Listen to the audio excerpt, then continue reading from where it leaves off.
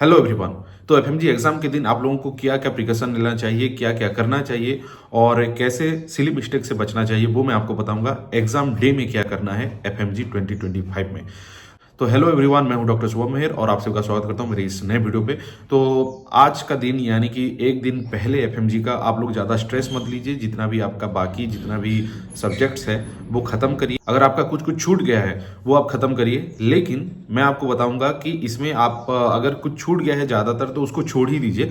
लेकिन फिर भी अगर आपको करना ही है, बहुत इंपॉर्टेंट टॉपिक है, उसमें इमेज बेस्ड क्वेश्चन या तो पीवाईक्यू कर लीजिए। आपके माइंड को ज़्यादा फटीक आपको नहीं करना है, क्योंकि एक दिन बाद आपको 6 घंटे से 7 घंटा आपको एग्जाम हॉल पे बैठना है। वहाँ पे क्योंकि एग्जाम होने से पहले 1 घंटा भी आपको वहाँ पे जाना पड़ता है और वहाँ पे बैठना पड़ता है सारा। वहाँ पे कुछ कुछ करते हैं वो टेक्निकल काम, और इसके बाद आपको वहाँ पे एग्जाम देना है, फिर आपको माइंड पे कॉन्सेंट्रेट करना है। तो इसलिए आप अपने माइंड को रिलैक्स रखिए, ज़्यादा टेंशन मत लाइए अपने दिमाग में।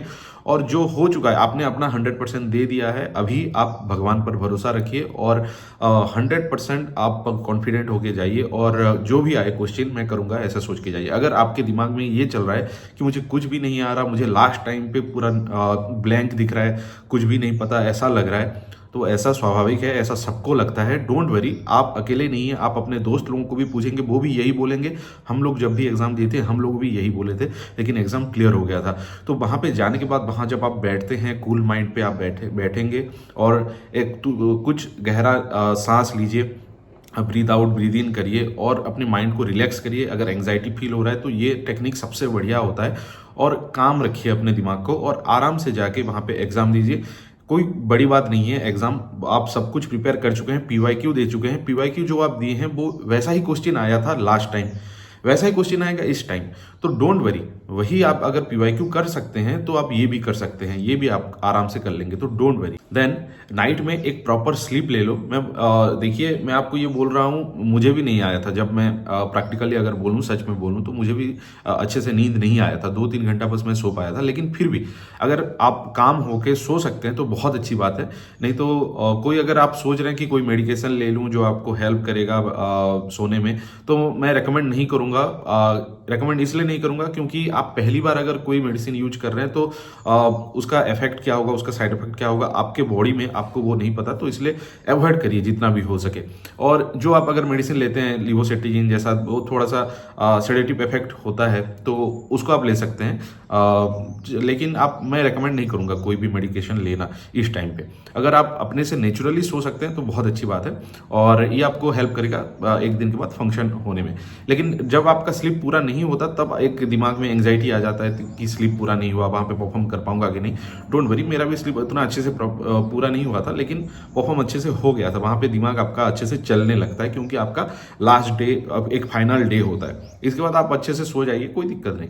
देन एग्जाम देने से पहले अपना जो टिफिन है वो थोड़ा सा लाइट रखिए। जैसे कि कुछ नट्स हो गया, कुछ अगर 1-2 मिठाई हो गया वो खा लीजिए, या आपका फ्रूट्स हो गया। फ्रूट सबसे अच्छा होता है, योगर्ट, दही, ये सब खा लीजिए जो कि आपके दिमाग को फंक्शन करने में, प्रॉपर फंक्शनिंग के लिए हेल्प करेगा। और मैं ये बोलना चाहता हूँ कि आपके स्टोमक को ज़्यादा ताकत, ज़्यादा एनर्जी नहीं लगना चाहिए उसको डाइजेस्ट करने में। तो फ्रूट्स एंड ऑल अगर आप खा रहे हैं या तो बॉयल्ड कुछ खा रहे हैं तो उससे आपके पेट को ज़्यादा एनर्जी कंज्यूम नहीं होगा और आपके दिमाग को, यानी कि आपका ब्रेन फंक्शन होने के लिए बहुत अच्छे से काम करेगा।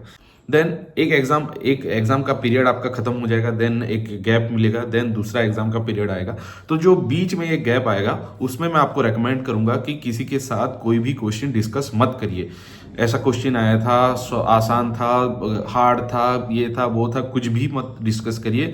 जो भी आपको आए और पूछे कि ये वाला क्वेश्चन कैसे किए थे, आप बोलना एग्जाम के बाद बात करते हैं भाई, अभी मुझे फोकस करने दो, कंसंट्रेट करने दो। और आराम से आप बाहर आके कुछ कोल्ड ड्रिंक्स या रेड बुल या कुछ अगर पीना है तो पी लीजिए, कोई एनर्जी ड्रिंक या कोई चॉकलेट या मिठाई कुछ खा लीजिए, जिससे कि आपका ब्रेन फंक्शनिंग के लिए हेल्प करेगा। ऐसा मत करिए कि आने के बाद पढ़ाई शुरू करते हैं और ये पढ़ना है, वो पढ़ना है, वो छूट गया, ये छूट गया। ऐसा नहीं करना है। अगर 1-2 टॉपिक है, एक चीज बस आपको देखना है, 2 चीज आपको देखना है, तो वो आप देख सकते हैं।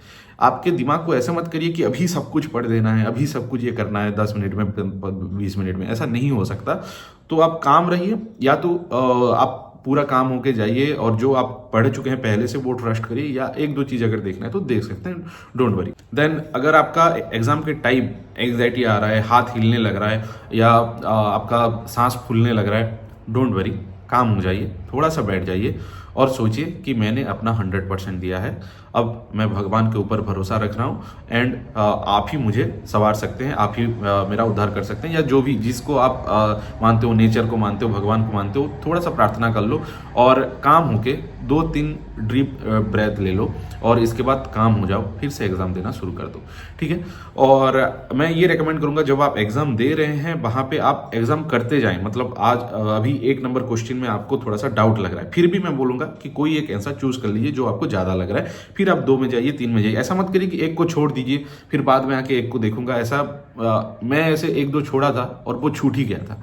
मतलब मैं या तो मेरे दिमाग से वो हट गया, या तो मुझे खुशी हो गई कि मेरा सारा कुछ हो गया है। तो ऐसा अब मत करिए, वो गलती आप मत करिए। 2-3 क्वेश्चन मेरा छूट गया था वैसे वैसे करके।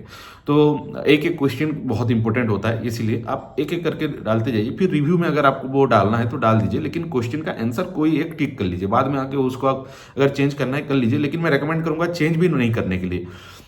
अगर आप 100% श्योर हैं कि वो मैं पढ़ा था और ये मुझे 100% श्योर है कि ये क्वेश्चन अलग है, तो आप चेंज कर सकते हैं। नहीं तो आपका जो इंट्यूशन होता है, आपका जो पहला सेंस होता है, सिक्स सेंस होता है, वो आपको बताता है कि ये आंसर है और वही लगभग सही होता है। तो इसीलिए मैं आपको रेकमेंड करूंगा कि आंसर मत चेंज करिए।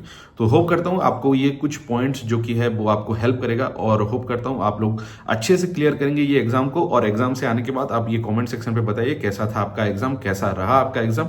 और होप करता हूं आप लोगों के लिए ये एग्जाम बहुत अच्छा रहेगा, और मैं भी भगवान से प्रार्थना करता हूं जितने भी लोग आप देख रहे हैं सब लोगों का एग्जाम इस बार क्लियर हो जाए। Thanks for watching.